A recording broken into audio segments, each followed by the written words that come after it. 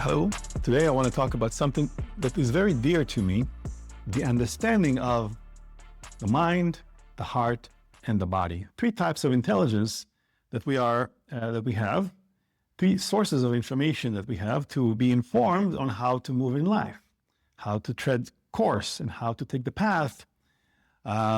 If you follow your mind, you follow your heart, and you follow your body, you will always find yourself doing what you need to do. Fulfilling your mission in life, feeling fulfilled, feeling great, feeling joy and love and peace. But if you follow just your mind, a lot of chaos. If you follow your body, more chaos. If you follow your heart, it's going to be very difficult if your mind is not there to also participate and to collaborate with your heart. So there are three different aspects of our lives that we often don't notice. We don't have awareness. But we need to negotiate. We need to understand what they're pointing to, where they're pointing to, and follow them. Otherwise, we're going to lose bearings. So this is a first video of a series of videos that I will create about this topic.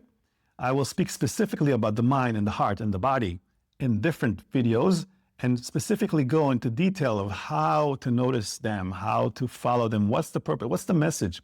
Because right now it seems like it's not useful. Why do I need to know these things?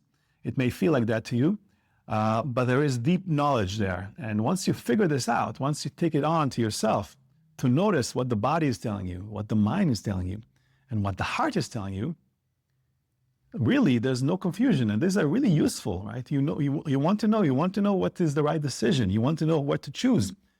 Sometimes when there's a decision to be made, you don't know which one is the right one. Is it the heart telling you to go this place, or is it the mind? And how do you know the difference between them? And often when someone says to me, I feel lost on a journey, where are you lost? You're lost between the mind and the heart. There's no dispute about that. If you say, I feel lost, it's often because you don't know which one is the mind and which one is the heart.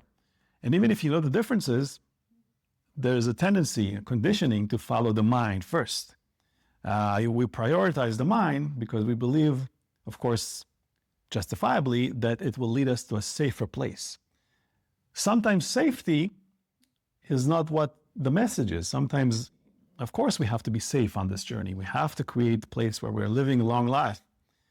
But we need to use the mind to help us to follow the heart. The heart will point, and the mind will help us follow, and will create the plan to follow that heart. But we're not using the mind. It uses us. It falls into negativity because it always wants to worry about the danger. It's programmed for safety, and that's why it does not care how we feel.